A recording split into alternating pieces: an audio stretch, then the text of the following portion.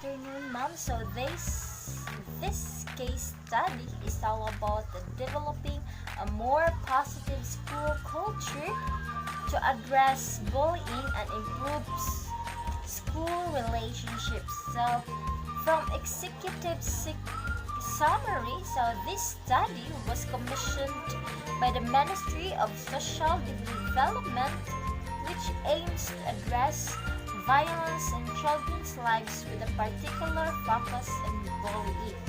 The aim of this study was to collect information about the actions that 3 primary schools have been taken to develop a more positive school culture and reduce bullying in their schools. So, the research question focused on what the schools were like previously, how change was initiated, what programs and community support were used, what the outcomes had been for schools and students, and what are the current challenges and goals that each school faces.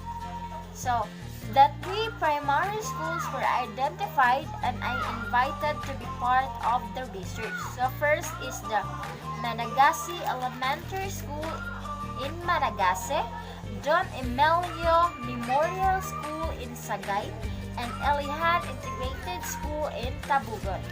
So all 3 schools gave their permission to be identified in this report. A researcher was assigned to each school. They undertook interviews with a range of adults in the school and facilitated focus groups with students. The adults who were interviewed in each school were the principal, teachers, school support staff, external professionals associated with the school, and a parent representative on the board of trustees.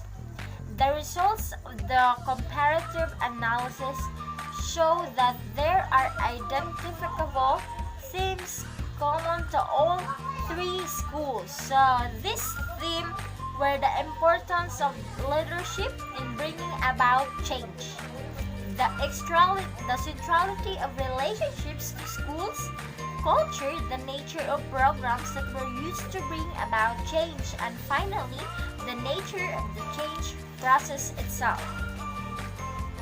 So, it was the view of all research participants that their schools had managed to successfully reduce the amount and level of violence and bullying. Students within the focus groups reported they liked their schools and felt safe there. They also knew what the expectations were in relation to appropriate behavior at their schools and could clearly describe what would happen if they or someone else were bullied. Next is the introduction. So, schools culture is a relatively new concept in understanding schools as organizations.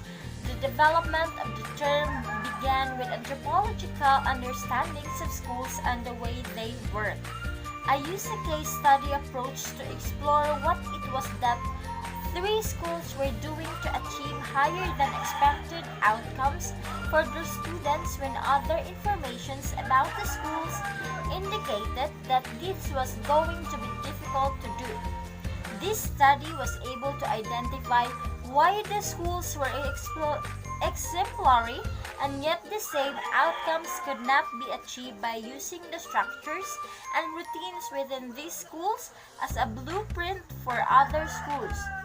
That is, it's not a matter of students' timetabling, department organizations, decision-making, hierarchies, or curriculum management and provisions, but rather the quality of the leadership and interpersonal relationship within the school.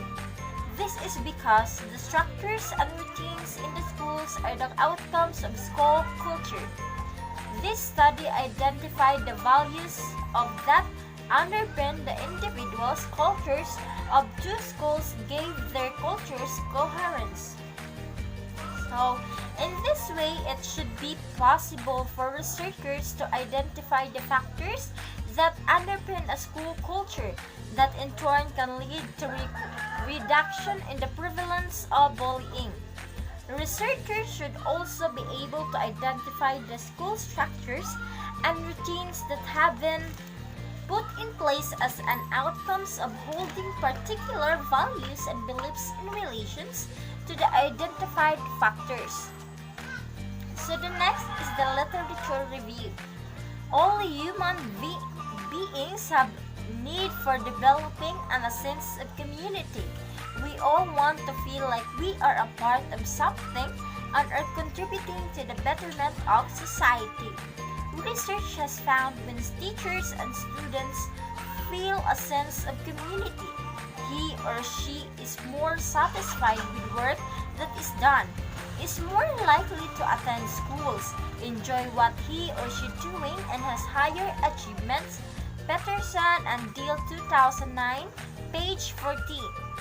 When school culture focuses on strengths, collaborations, productivity, communications, relationships, improvement, and kindness, Peterson and Deal 2009, page 12 to 14. The individuals who are a part of what community will be much more likely to succeed because he or she will feel a sense of significance and encouragement rather than competitions and hopelessness. Students and staff who feel that compassion and goodwill are valued are more likely to treat and acknowledge others with those same values and respect. Macready 2009, page 215. Additionally, individuals who share a set of values, beliefs, and traditions are more likely to be prosperous in individual or shared accomplishments and responsibilities. Peterson and Deal 2009, page 13.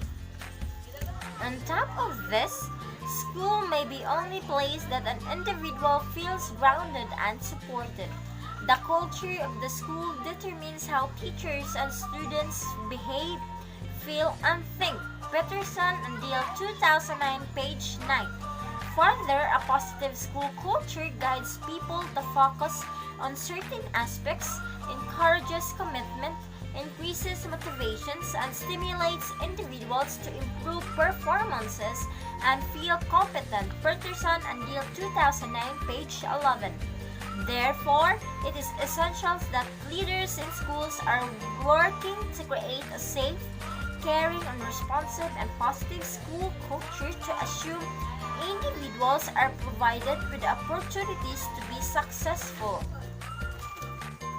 throughout his or her life.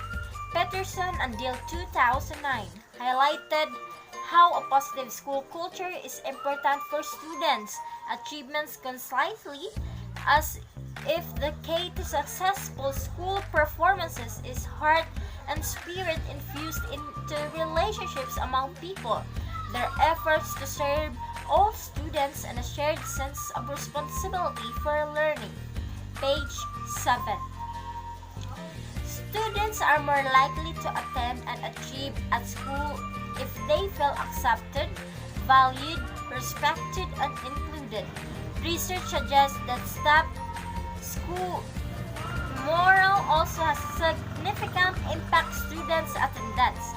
Schools should promote positive relationship between and among students, staff, and parents. Anti-bullying strategies and programs that develop social and emotional skills can help nurture a safe, caring, and connecting school environment.